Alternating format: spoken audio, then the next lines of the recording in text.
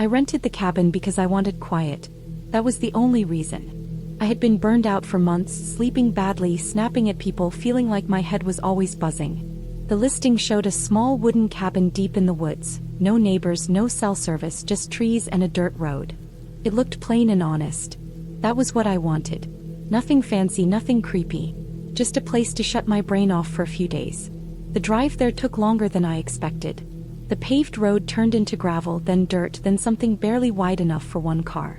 Branches scratched the sides of my car.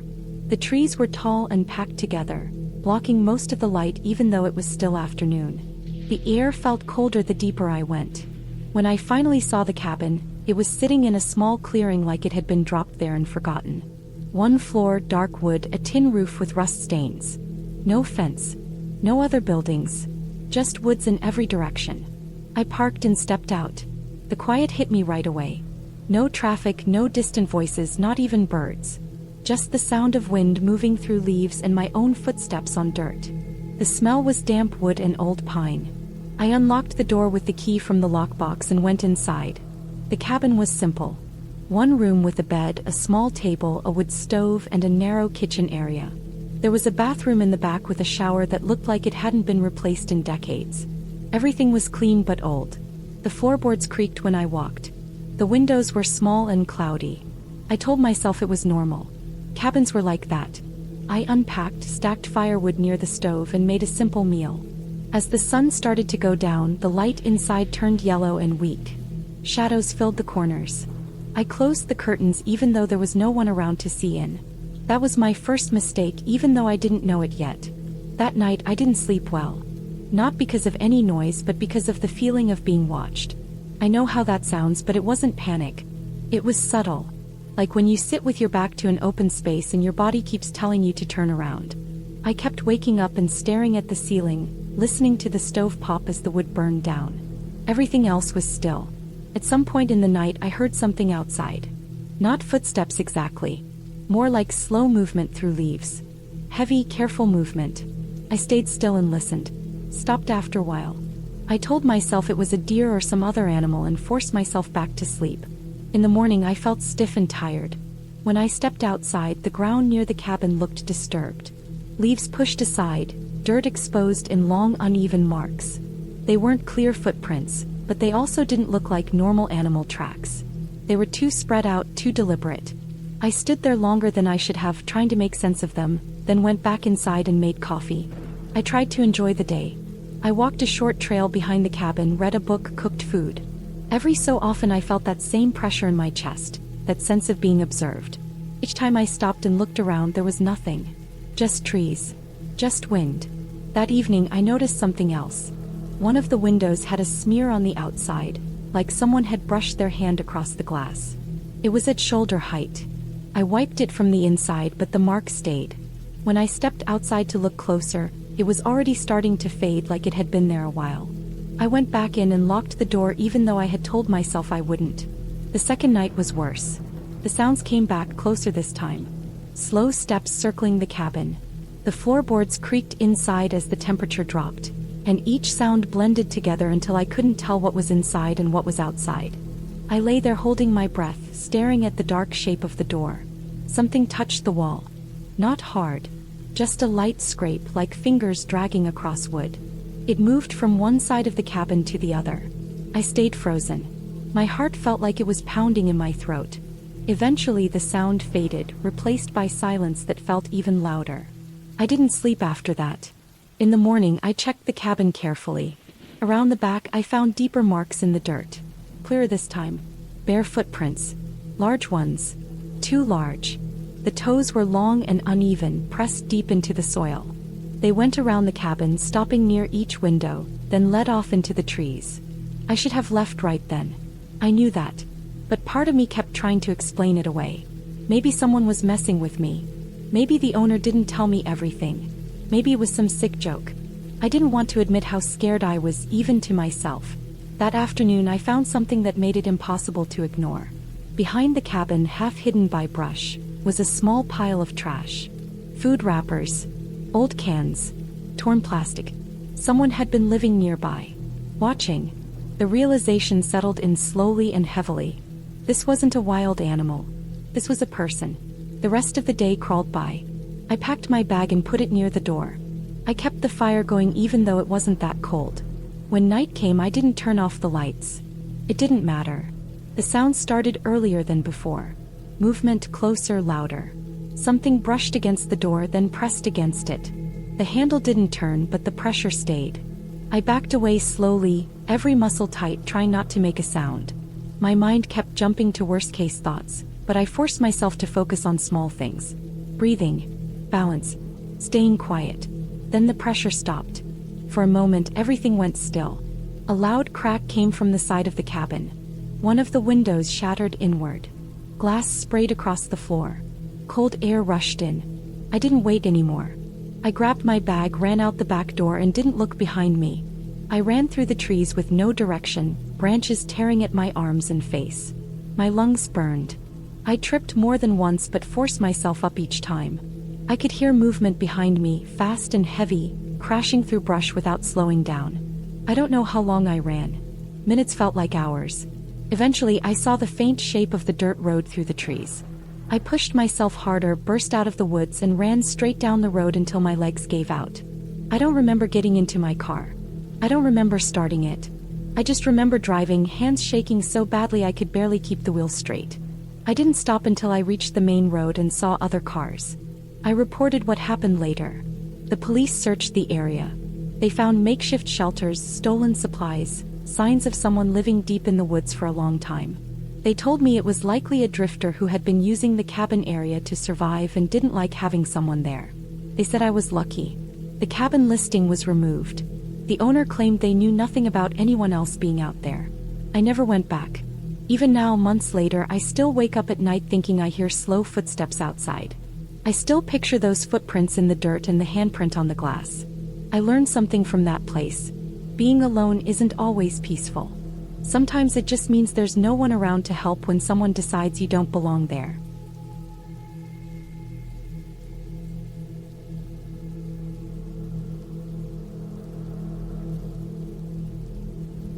I picked the cabin because it was cheap, far from people, and empty during the off-season. It sat at the end of a long dirt road that cut through thick pine trees. The drive there already felt wrong. The road narrowed the farther I went, and branches scraped the sides of my truck. My phone lost signal about 10 minutes before I arrived. The air felt colder when I stepped out, even though it was late afternoon and the sun was still up. The cabin looked older than the pictures online. The wood was dark and swollen from years of rain. One window was slightly tilted, like the frame had shifted over time. The porch sagged in the middle and the steps creaked under my weight. Inside, the place smelled like dust, damp wood, and something sour underneath it all. The floor was rough and uneven. I could feel every dip through my boots. There was a small table, 2 chairs, a couch with torn fabric, and a wood stove that hadn't been cleaned in a long time. Cobwebs filled the corners of the ceiling. I noticed marks on the walls near the door, long and vertical, like something had been dragged against them again and again. I told myself it was just furniture at some point, maybe someone careless moving things around. I unpacked slowly. Every sound felt louder than it should have been. The quiet outside pressed in, broken only by wind moving through trees and the occasional distant bird. No road noise, no voices, nothing human. As evening came, the light faded fast. The trees blocked most of the sky. Shadows stretched across the cabin floor, turning corners into dark shapes that didn't feel empty. I lit a lantern and checked the doors and windows. The front door locked, but the back door didn't line up right with the frame. I had to push hard to get it closed, and even then it felt loose. One window in the bedroom didn't latch at all. I wedged a chair under the handle and tried not to think about it. That night, the temperature dropped fast. The wind picked up and hit the cabin from all sides. The walls popped and creaked as the wood adjusted. I lay in bed listening to it, telling myself this was normal, that old cabins made noise. Still, I barely slept. Around midnight, I heard something outside. Not an animal sound, not a howl or a cry. It was slow movement. Heavy footsteps pressing into dirt, stopping, then starting again. They circled the cabin once, maybe twice. I stayed still, holding my breath, staring at the dark ceiling. Eventually, the sound faded back into the trees. The next morning, I found footprints in the dirt near the porch. They were deep and uneven, like someone had been carrying weight or dragging something. They didn't look like hiking boots. The tread was worn smooth in places. They stopped near the side of the cabin and disappeared into grass and pine needles. I told myself someone might have wandered through, maybe a hunter or another camper. Still, my chest felt tight the rest of the day. I tried to distract myself by cleaning. As I moved things around, I found scratches on the inside of the bedroom door, low near the handle, clustered and frantic. I noticed dark stains on the floor near the wood stove, soaked deep into the wood. They looked old, almost black. I didn't want to guess what they were. I stopped cleaning after that. That afternoon, I walked a short distance into the woods, staying close enough that I could still see the cabin. The forest felt dense and closed in. The ground was soft and uneven. After a few minutes, I noticed something hanging from a tree branch. It was a strip of torn fabric, faded and dirty, tangled in the needles. It looked like part of a jacket sleeve. Nearby, the ground was disturbed, leaves pushed aside like someone had been kneeling there. I went back to the cabin without going any farther. That night, the sounds came back. Footsteps again, closer this time.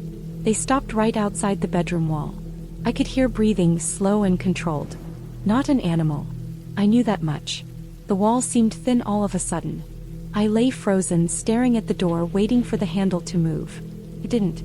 After what felt like hours, the breathing faded and the footsteps moved away. The next morning, the chair I had wedged under the bedroom window was tipped over. The window was open just a crack. Mud was smeared on the sill. I packed my things right then. My hands shook as I stuffed clothes into my bag. I didn't care about being neat anymore. When I opened the front door, I saw something carved into the wood beside it. It was a rough symbol, deep and fresh. The wood around it was lighter, like it had been cut recently. As I carried my bag to the truck, I noticed the dirt road. Fresh tracks ran down the middle, leading away from the cabin, deeper into the woods. The same smooth tread as the footprints from before. I got into the truck and tried to start it. The engine clicked but didn't turn over. I tried again and again until the battery finally caught. While it struggled to start, I saw movement at the edge of the trees. A shape stepped forward, then stopped. I couldn't make out details, only the outline of a person standing still, watching. I drove as fast as the road allowed, branches hitting the truck, rocks kicking up underneath. I didn't stop until I reached the main road and saw other cars. Only then did my hands stop shaking. Weeks later, I tried to report what happened. The local office told me the cabin had been abandoned for years. No one officially rented it out anymore. The listing I used was gone. They said people sometimes stayed out there without permission, drifters, hunters, squatters. When I asked about missing people, the room went quiet. They said hikers went missing in those woods from time to time, usually blamed on accidents or animals. I still think about the cabin at night. About the footprints, the breathing outside the wall, the symbol carved into the door. I know now that someone was living there long before I arrived. Someone who didn't want to be seen but didn't want to be alone either. I was never meant to stay there. I was only meant to be noticed.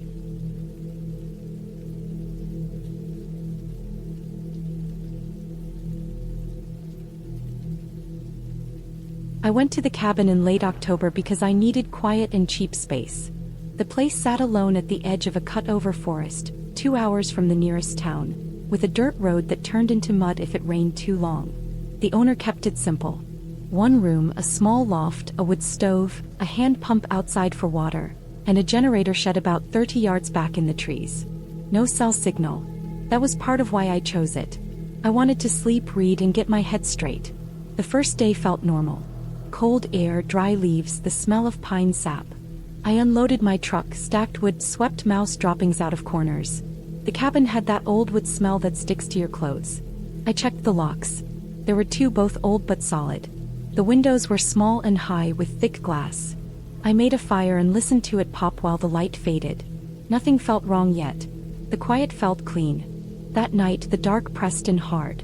The trees blocked the moon. I noticed how sound traveled. Every small thing carried far. A branch snapping somewhere sounded close even when it wasn't.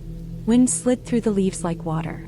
I slept light, waking a few times to adjust the fire.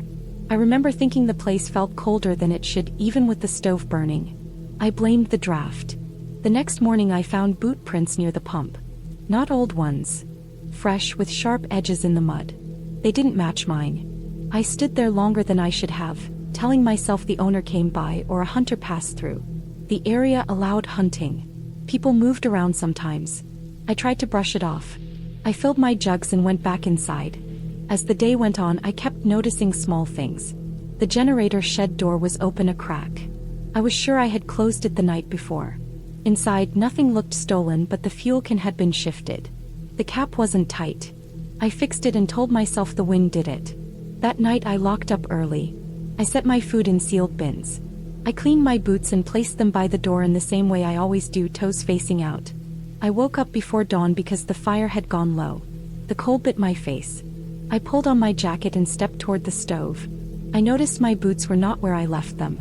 They sat turned sideways, one pushed closer to the door. I stood still and listened. The cabin settled.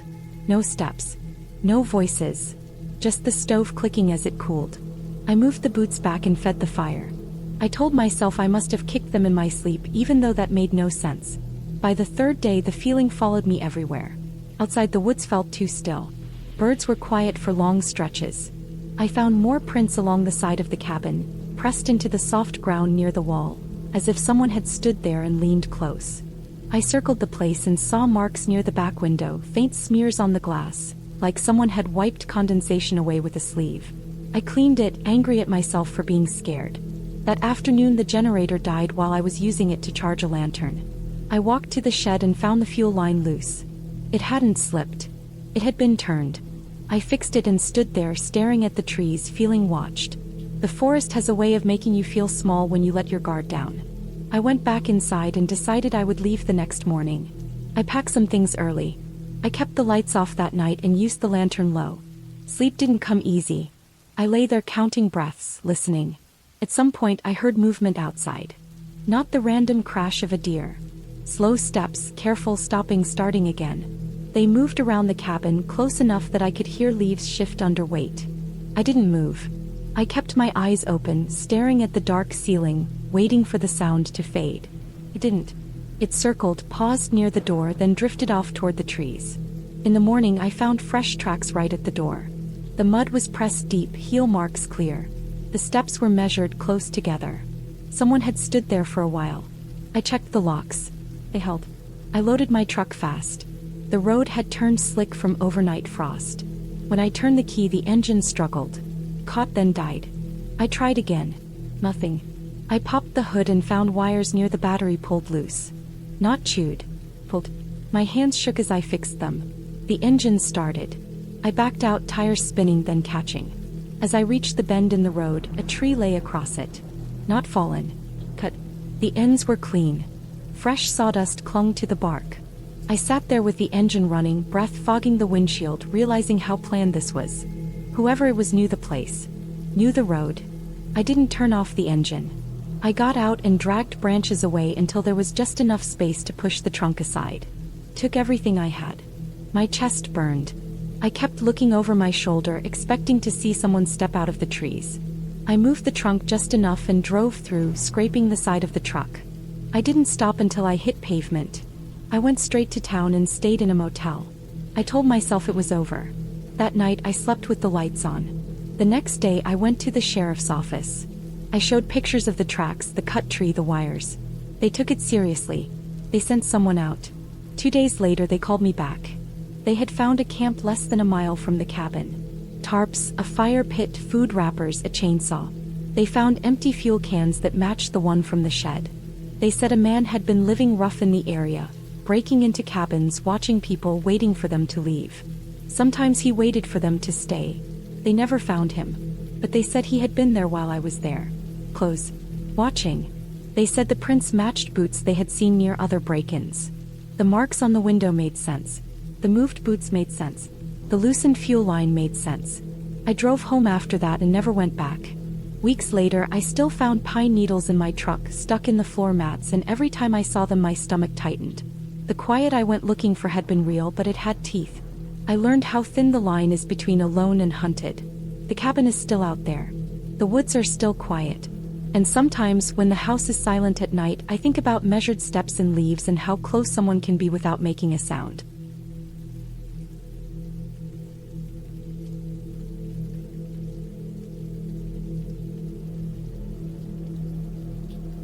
I rented the cabin because it was cheap and far away from everything. That was the main reason. I wanted quiet, no people, no noise, no phone service. Just a few days to myself before winter really set in. The listing showed a small wooden cabin deep in the woods near a frozen lake. It looked old but solid. The description said it had been used by hunters for years and still held up fine. I packed food, extra water, a flashlight, batteries, and warm clothes. I told myself I was prepared. The drive there already felt wrong. The road slowly turned from pavement to gravel, then to dirt, then to something barely wide enough for one car. Trees leaned in close, their branches scraping the sides of my car. I had not seen another vehicle in over an hour. The sky was gray and low, and the sun looked like it was struggling to stay visible. When I finally reached the end of the road, the cabin sat there alone, surrounded by trees on all sides. No nearby cabins. No tracks in the snow except my own tires. The cabin was smaller than I expected. One floor. A single door. 2 windows on the front and 1 on the side. The wood was dark and weathered. The roof sagged slightly in the middle. There was a small shed about 20 feet away that looked like it had not been used in years.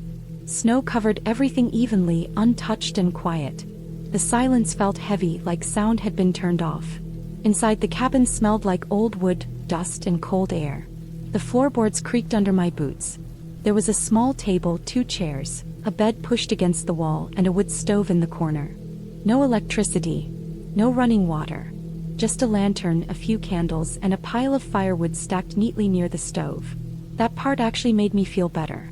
Someone had taken the time to prepare the place. I unpacked slowly, trying to get comfortable. I lit the lantern, started a fire, and ate a simple meal. As night came, the darkness outside felt thick. The windows turned into black mirrors, reflecting only the light inside. I kept telling myself this was normal. This was what I came for. Quiet. The first night passed without anything major happening. I slept lightly, waking up often to the sound of the fire popping and the wind brushing against the cabin. At some point I thought I heard a dull thud outside, but I blamed it on snow falling from a tree branch. I stayed in bed and eventually fell back asleep.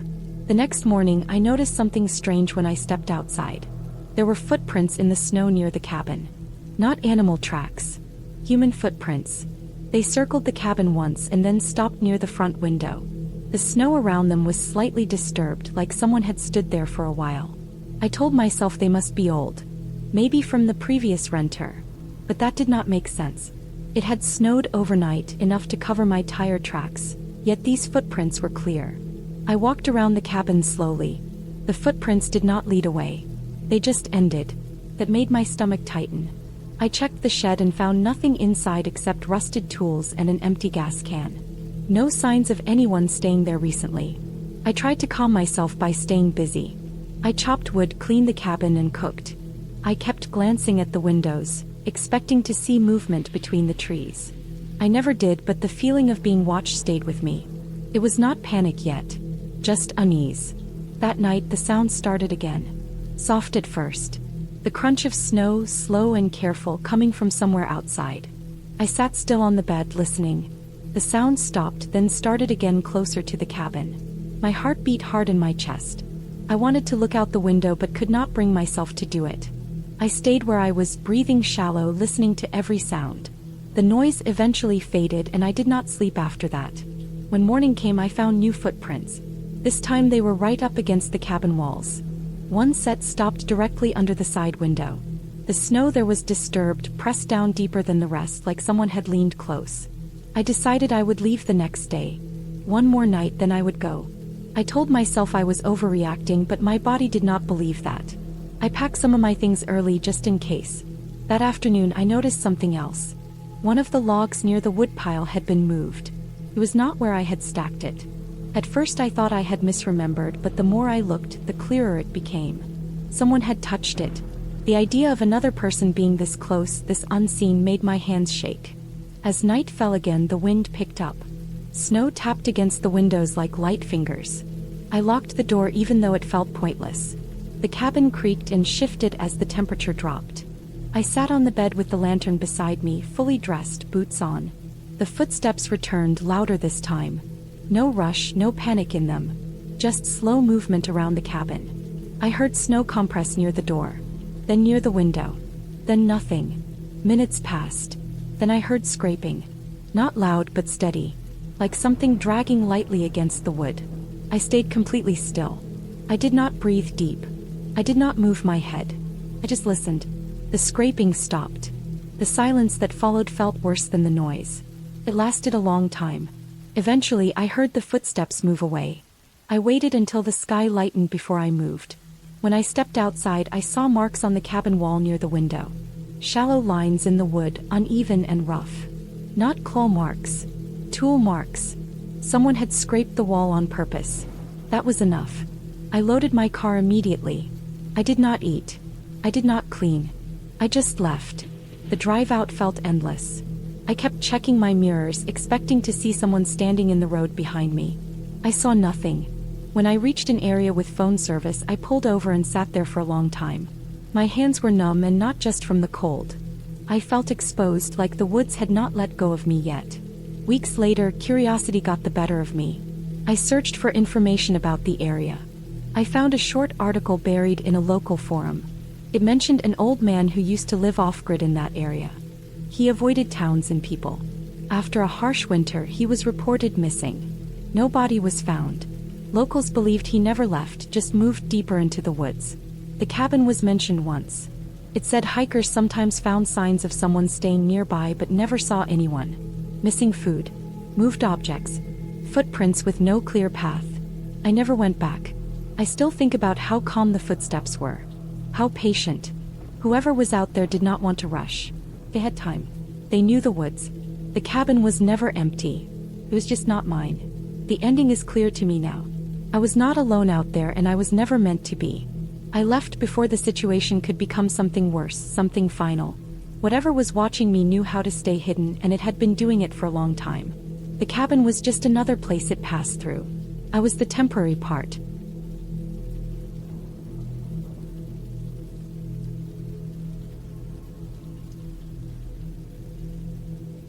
I was tired of noise, tired of screams, tired of waking up already tense.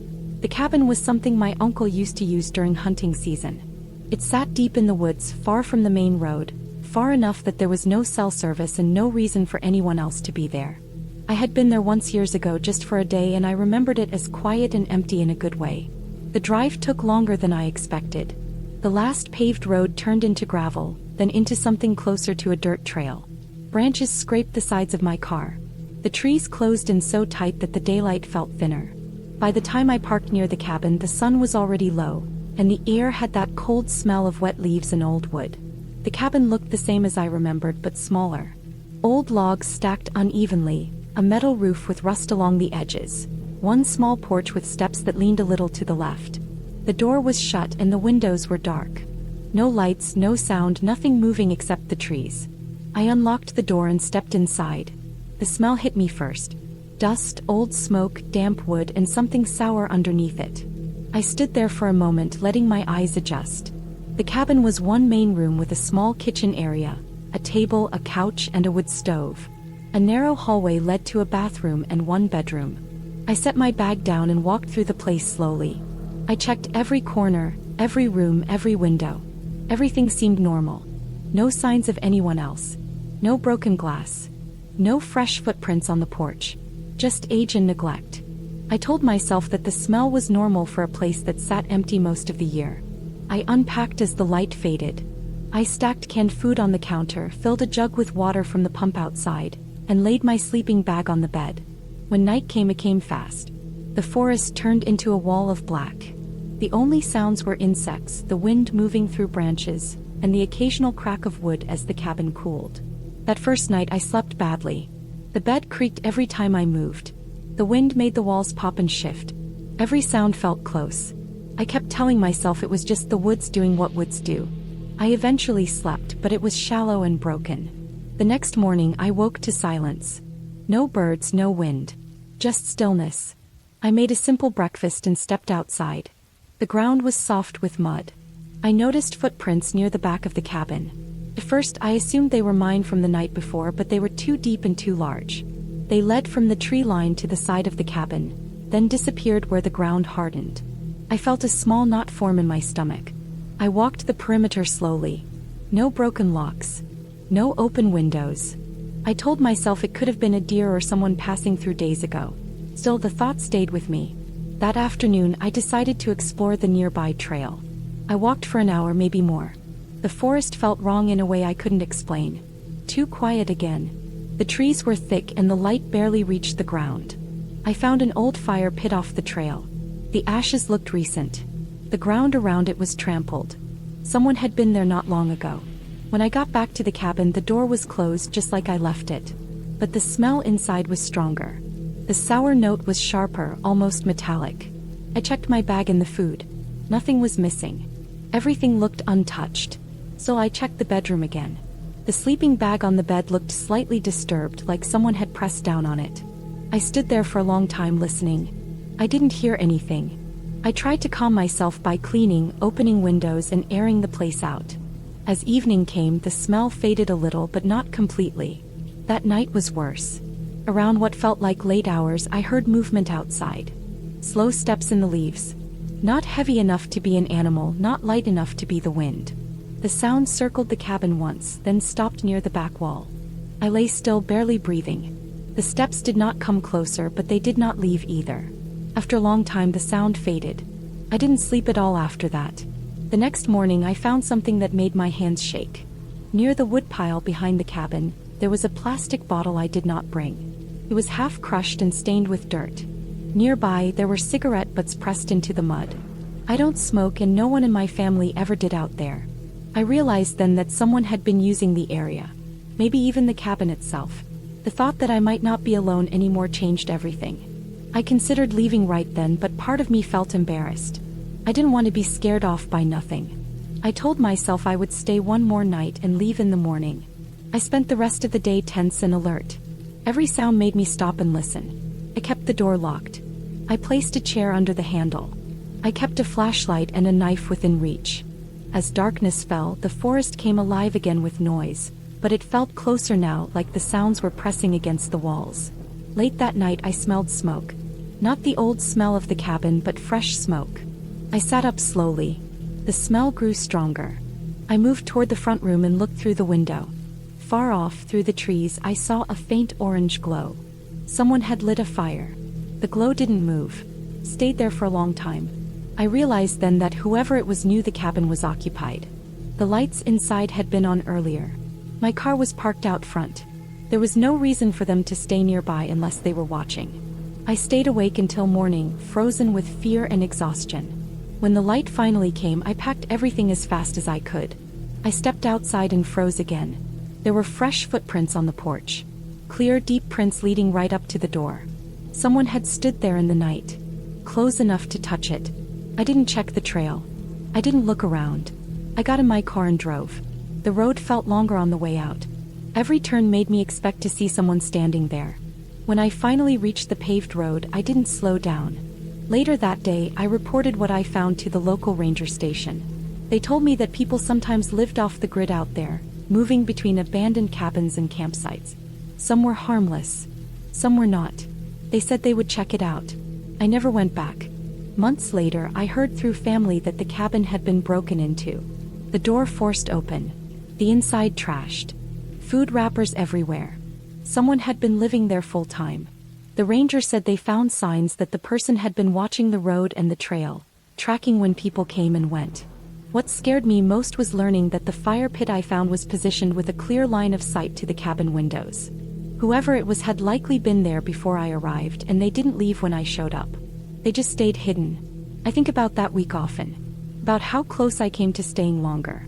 About how thin the line was between being alone and being observed.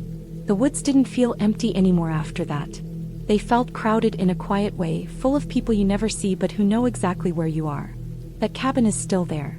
Still standing. Still quiet. And I know now that quiet does not mean safe.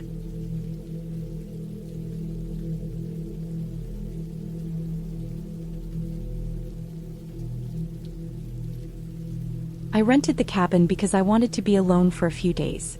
I had been feeling burned out, tired of noise, tired of screens, tired of people pretending everything was fine. The listing showed a small wooden cabin deep in the woods, miles from the nearest town. No neighbors. No cell signal. Just trees, a creek, and an old dirt road. That was exactly what I wanted. The drive there took longer than expected. After leaving the highway, the road narrowed into cracked pavement, then gravel, then dirt. Tall trees closed in on both sides, blocking most of the sunlight. My phone lost signal about 40 minutes before I reached the place. The GPS froze, but the road kept going, so I kept driving. I passed rusted mailboxes, broken fences, and abandoned-looking clearings that felt like they hadn't been touched in years. By the time I reached the cabin, it was late afternoon and already getting darker than it should have. The cabin sat in a small clearing surrounded by dense forest. It looked older than the photos. The wood was weathered and gray, the roof slightly uneven. There was a porch with a single wooden chair and a stack of chopped firewood covered with a torn tarp. No other buildings. No cars. No footprints in the dirt that I could see. Just silence except for the wind moving through the trees. Inside, the cabin smelled like dust and old wood. There was a small kitchen, a table with 2 chairs, a couch, and a fireplace. The bedroom was just a bed and a dresser. Everything looked clean, but not in a comforting way. More like it hadn't been touched in a long time. I unpacked my bag, put some food in the fridge, and checked the windows. They all locked, though the latches felt loose and worn. As evening came, the forest grew louder. Insects started buzzing, and I could hear branches snapping far off in the distance. I told myself it was just animals, maybe deer or raccoons. I made a simple meal and ate it while sitting at the table listening to the sounds outside.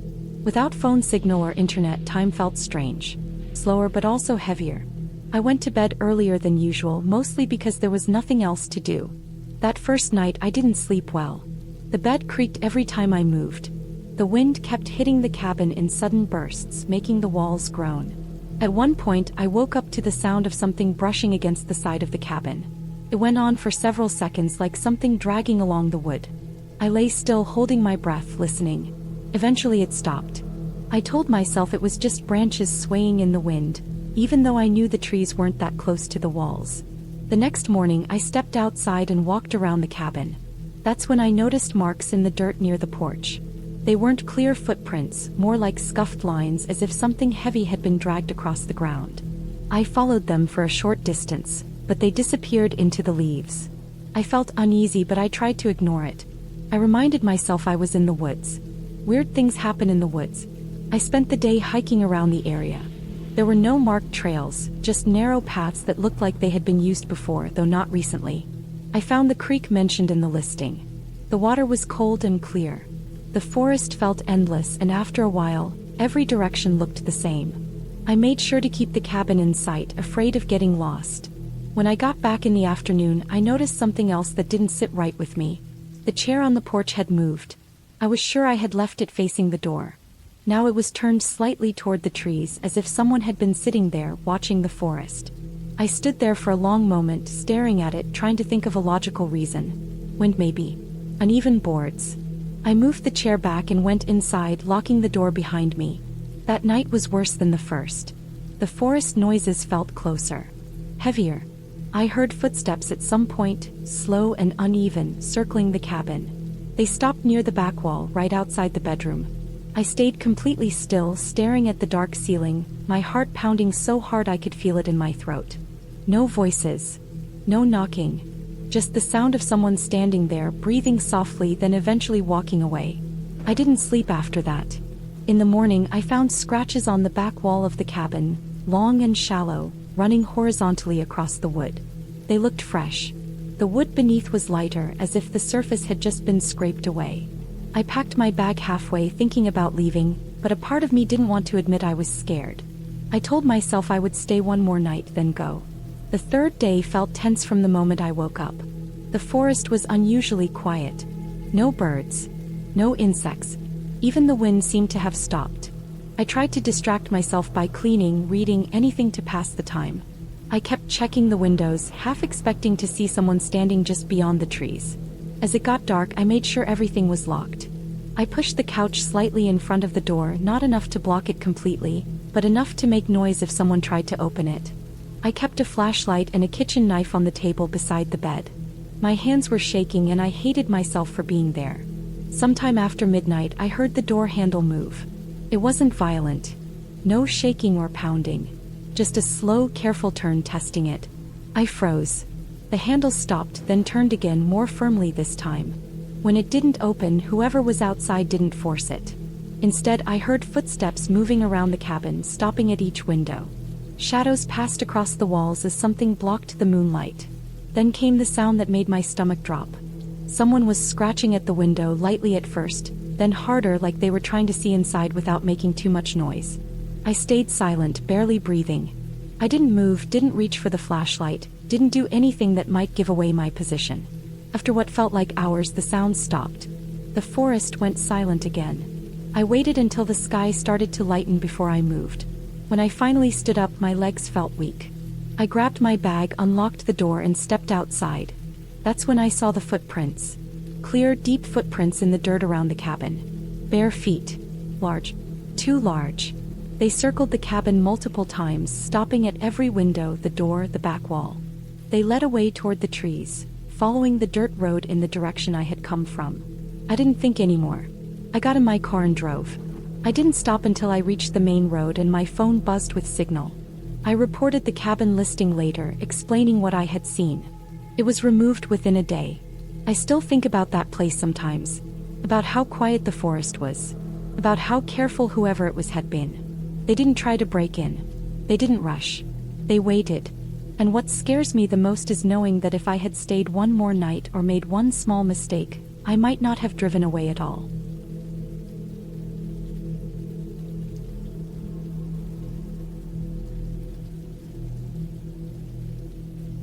I was tired of noise, tired of screens, tired of people asking things from me every hour of the day. The cabin was listed as old but solid, deep in the woods, a few miles from the nearest paved road. No cell service. No neighbors. Just trees, dirt, and time to think. I told myself it would be good for me. The drive there took longer than expected. The last stretch was a narrow dirt road with deep ruts and loose stones. Branches scraped the sides of my car, leaving thin white lines in the paint. The forest closed in tighter the farther I went. Tall pines blocked most of the light, and the air felt cooler even though it was still afternoon. By the time I reached the cabin, the sun was already low. The cabin sat in a small clearing surrounded by trees on all sides. It was made of dark logs, weathered gray in places, with a tin roof that looked older than the pictures online. One window faced the clearing, another on the side, and a small porch with 2 uneven steps. The place smelled like damp wood and old leaves as soon as I opened the door. Not rotten, just old. Like it had been closed for a long time. Inside, everything was simple. One room with a small table, 2 chairs, a couch with faded fabric, and a wood stove in the corner. A narrow hallway led to a tiny bedroom and a bathroom. No electricity except for a small solar panel outside that powered a few lights. The silence inside felt heavy, like the walls were holding their breath. I unpacked slowly, listening to the sounds around me. Wind moving through the trees. A bird calling somewhere far off. The soft ticking sound of the cabin settling. It all felt normal. Calm even. I cooked a simple meal on the stove as the light faded, then locked the door more out of habit than fear. That first night was quiet. Too quiet. I lay in bed listening to every small sound, my brain filling in gaps that didn't need filling. The walls creaked as the temperature dropped. Something small ran across the roof once, probably a squirrel. I told myself that over and over until I fell asleep. The second day went smoothly. I walked around the clearing, followed a faint trail that led to a dry creek bed, and came back before dark. I noticed old marks on some of the trees near the cabin. Not fresh. Long vertical scratches, deep in the bark, higher than I expected them to be. I assumed animals. Deer, maybe a bear at some point years ago. The marks bothered me more than they should have, but I didn't think too hard about them. That night, I woke up to a sound that pulled me out of sleep instantly. A dull thump. Not loud, but heavy. Came from somewhere outside, close to the cabin. I stayed still, listening. Another thump followed, then a scraping noise along the outer wall. Slow, careful, like something was being dragged. I told myself it was a tree branch rubbing against the logs, or maybe an animal leaning against the wall. I didn't get out of bed. I didn't look out the window. Eventually the sound stopped. I lay there until morning, my heart racing, my mouth dry. In daylight, everything looked harmless again. I checked the outside of the cabin. No damage. No marks on the logs. Nothing disturbed. The ground was soft with pine needles and dirt, and I didn't see any clear tracks. That should have made me feel better. It didn't. Over the next 2 days, small things started to feel off. Not dramatic things, just details that didn't sit right. I would place something on the table, then later find it a few inches away. I blamed myself, my memory. The woods played tricks on people. I knew that. Still, I started paying closer attention. On the 4th night, the sounds came back. This time they circled the cabin. Slow footsteps in the leaves. Not rushed. Not clumsy. I could hear the weight behind them. Whatever it wasn't small. The steps stopped near the window. I stared at the dark glass, my reflection barely visible. I waited for movement, for a shape. Nothing came. The footsteps moved away, then returned closer to the door. I held my breath without realizing it. There was a faint sound near the handle. Not a rattle, just a soft touch like fingers brushing metal. That was when the fear stopped being distant and became real. Focused. I didn't sleep after that. The next morning, I found something in the dirt near the porch. A footprint. Not an animal. A boot print. Deep, clear, facing the door. My stomach dropped. I looked around wildly, scanning the trees, the clearing, the trail. Nothing moved. The woods stood still, quiet in a way that felt intentional. I packed my things that afternoon. I told myself I was overreacting, but my hands shook as I folded clothes. I decided I would leave at first light the next day. Just one more night. That was my mistake. That evening, I noticed the back window was unlocked. I was sure I had locked it. I checked every door, every latch, twice. I pushed a chair against the door. It made me feel stupid, but also slightly safer. The sound started earlier that night, before full darkness. Footsteps again, heavier now. They didn't circle this time. They went straight to the side of the cabin, then stopped. I heard breathing. Slow. Controlled. Too close to be imagined. The handle on the door moved. Just enough to tell me someone was testing it. The chair held. The handle stopped moving. Thought it was over. Then the scratching began. Not frantic. Not angry. Steady, patient scratching at the wood near the door frame. Like someone marking a spot. I backed away, my body cold, my mind screaming at me to move, to do something. I grabbed a knife from the table, my grip tight enough to hurt. The scratching moved to the window. I heard the faint squeal of glass being tested. Pressure, then release. Over and over. Whoever was outside knew exactly how much force to use. Time stretched. I don't know how long it lasted. Minutes felt like hours. Eventually the sound stopped. The woods went quiet again. I stood there until my legs ached and my vision blurred. When the sun finally rose, I didn't hesitate. I opened the door and ran to my car. That was when I saw the full damage. Deep gouges in the wood around the door. Fresh. Long scratch marks under the window. And more footprints. Multiple this time. All around the cabin. All leading away into the trees. I drove without stopping. I didn't slow down until I hit the paved road. Later I contacted the owner and told them everything. They never replied. Weeks passed. I tried to forget it. I told myself it was probably someone living off the grid, watching cabins, waiting for people to be alone. That explanation made sense. It was human. That made it worse. Months later, I looked up local records out of curiosity I couldn't shake. I found reports of break-ins in remote cabins going back years. No theft. No vandalism. Just marks. Scratches. Signs of forced entry that never quite succeeded. People who left early, shaken but unharmed. The pattern was clear. Whoever it was didn't want things. They wanted presence. Control. Fear. I don't go to remote places anymore. I don't seek silence like I used to. Because I learned something in that cabin. Some people don't hide from the world. They hide inside it. And when you step far enough away from everyone else, you make it easier for them to find you.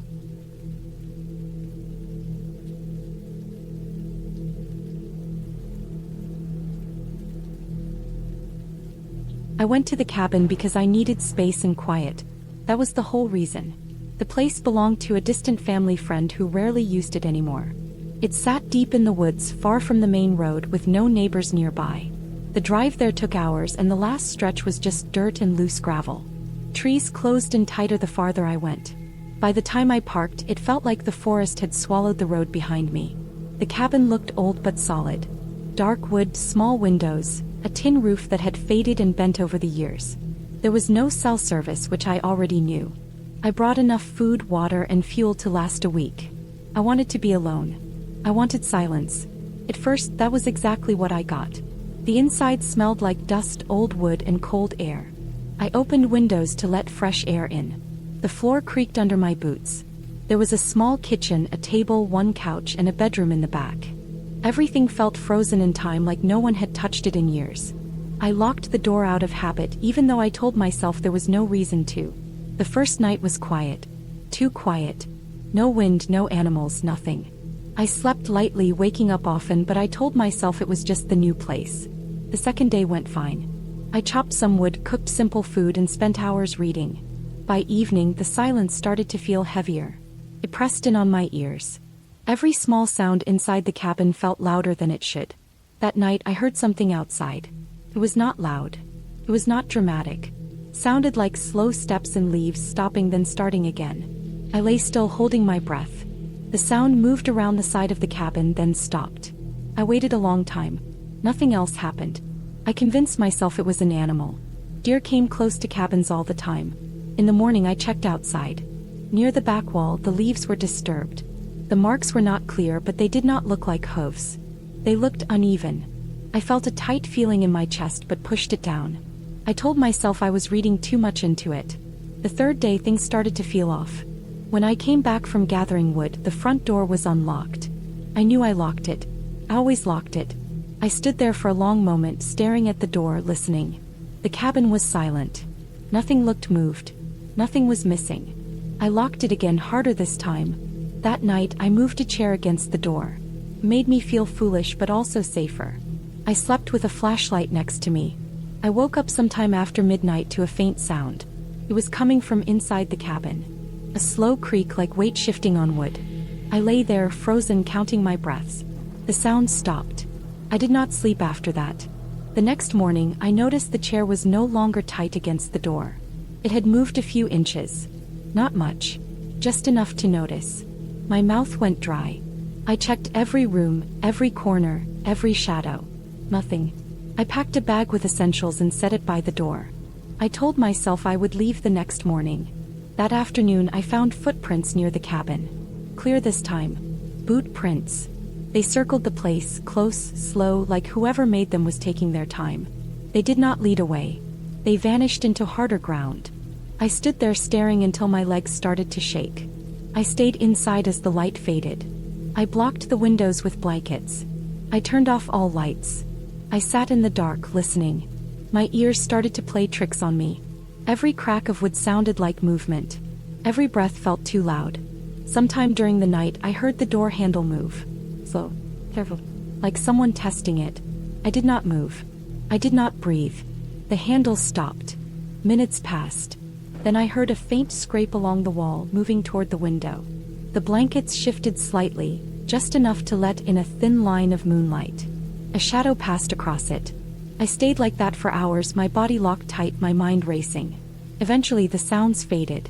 When morning came, I did not feel relief. I felt empty and tired, like my fear had drained everything out of me. I opened the door cautiously. The chair was pushed aside. The lock was scratched, like something hard had scraped against it. On the porch, there were muddy boot prints, right up to the door, facing inward. I did not pack carefully. I threw things into my bag and loaded the car fast. My hands shook so badly I dropped my keys twice. When the engine finally started, I felt like I could breathe again. I drove down the dirt road without stopping, eyes locked on the path ahead. About 10 minutes in, I saw something on the side of the road. A car. Old, dark, half hidden behind trees. It looked like it had been there a long time. The windows were fogged from inside. As I passed, I noticed footprints leading from the car toward the woods, toward the cabin. I did not slow down. When I reached the main road, my chest loosened for the first time in days. I drove straight to the nearest town and went to the police station. I told them everything. They listened, wrote notes, and said they would check it out. A few days later, they called me back. They said they found signs that someone had been living near the cabin for a while. A small hidden shelter. Food wrappers. Tools. No one was found.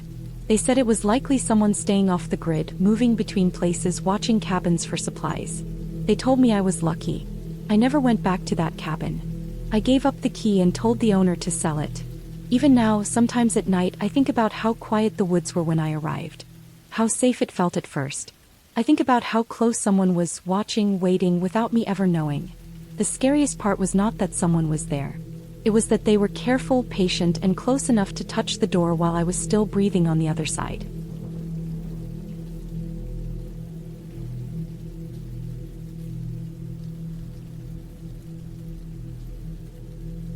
I rented the cabin because I wanted quiet. I had been tired for months, tired in a way sleep at home never fixed. The listing showed a small wooden place deep in the hills, surrounded by trees, no neighbors close by. It promised no cell signal, no traffic noise, nothing but wind and birds. That sounded perfect. I packed food, water, warm clothes, and a first aid kit. I told myself I was being careful, not reckless. I drove for hours, watching the road shrink into cracked asphalt and then into gravel. By the time I reached the dirt road, the sun was already low, and the forest looked thicker than the pictures showed. The cabin sat in a small clearing like it had been dropped there and forgotten. The wood was dark and weathered, the roof slightly bent in the middle. There was a shed off to the side and an old wood pile stacked unevenly near the back. No other cabins were visible. Trees surrounded the place so tightly that the sky looked like a narrow strip above me. The air smelled damp, like wet leaves and old bark. When I stepped out of the car, the silence felt heavy, not peaceful like I imagined, but thick, like it pressed against my ears. Inside, the cabin was simple. One room with a small kitchen area, a table, a couch, and a bed near the back wall. There was a bathroom tucked behind a thin door. Everything looked clean but old. The floor creaked under my weight. The windows were small and scratched, and they did not let much light in. I noticed one window had a crack running from the corner, patched with clear tape that had yellowed with age. I told myself it added character. I dropped my bag, unpacked slowly, and lit a small lamp as the light outside faded. That first night felt long. The wind picked up after dark, pushing through the trees and hitting the cabin in uneven waves. Branches scraped against the walls and roof. The sounds made it hard to relax. Every creak felt louder than it should. I tried to distract myself by cooking and reading, but my focus kept drifting back to the noise outside. At some point, I realized how dark it really was. When I turned off the lamp, the darkness filled the room completely. I could not see my own hands. That was when I turned the lamp back on and left it on all night. I slept lightly and woke up often. Every time I opened my eyes, I listened. The cabin made small sounds even when the wind slowed. Wood popped and shifted. Something tapped against the side once, then stopped. In the morning, I felt drained instead of rested. I made coffee and looked outside. The ground was soft and muddy from rain that must have come overnight. I saw animal tracks near the wood pile, probably deer or something smaller. I told myself that was normal. I spent the day hiking a short trail I found behind the cabin. It led deeper into the woods, then looped back. The trees all looked the same after a while, tall and close together, blocking the sun. I stayed close to the trail, but I still felt uneasy, like I was walking through a place that did not care if I was there or not. When I returned to the cabin, I noticed the shed door was slightly open. I was sure it had been closed before. I told myself the wind must have done it. I closed it again and pushed a heavy rock in front of it. That night was worse. The wind died down, which should have made it quieter, but the silence made everything feel sharper.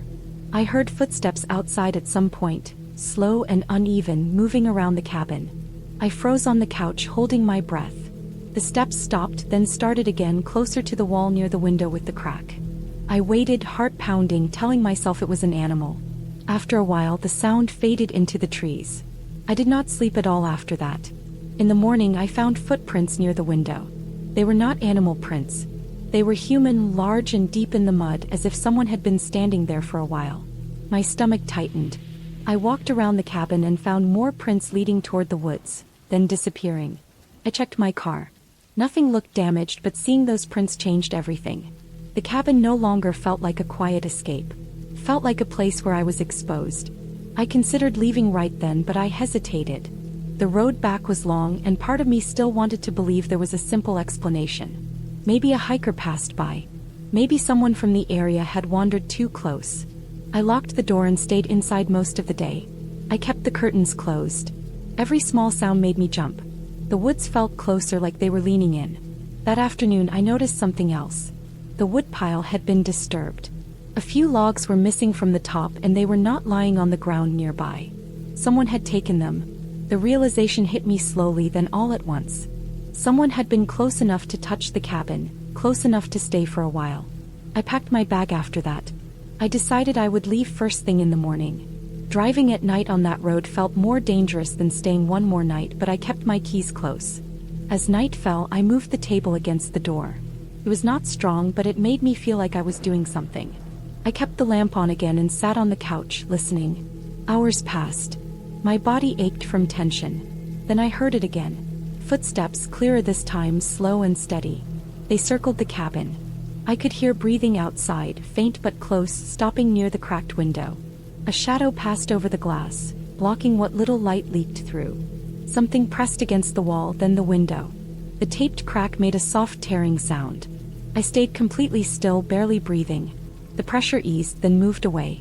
The footsteps retreated, not running, just walking, like whoever it was knew there was no rush. I waited for a long time after that, shaking, staring at the door, expecting it to open. Nothing else happened that night, but the damage was done. When morning finally came, I did not wait. I pushed the table aside, grabbed my bag and ran to the car. The forest looked the same as always, quiet and calm, which somehow made it worse. I drove out as fast as the road allowed, not stopping until I reached the main highway. Only then did my hands stop shaking. I reported the incident later, told the owner and local authorities what I saw. They said they would look into it. Weeks passed. I tried to forget, but the memory stayed sharp. Then I saw a small news article online. A man had been arrested not far from that area. He had been living in the woods, breaking into cabins, watching people, waiting for chances. They listed items found near his camp: firewood, tools, tape. I never went back to that place. I never rented another remote cabin. I understood something after that experience. The fear did not come from the dark or the woods themselves. It came from knowing that someone else had been there the whole time, close enough to hear me move, close enough to wait. The cabin was not haunted. It was worse than that. It was just a place where someone decided to watch instead of leave.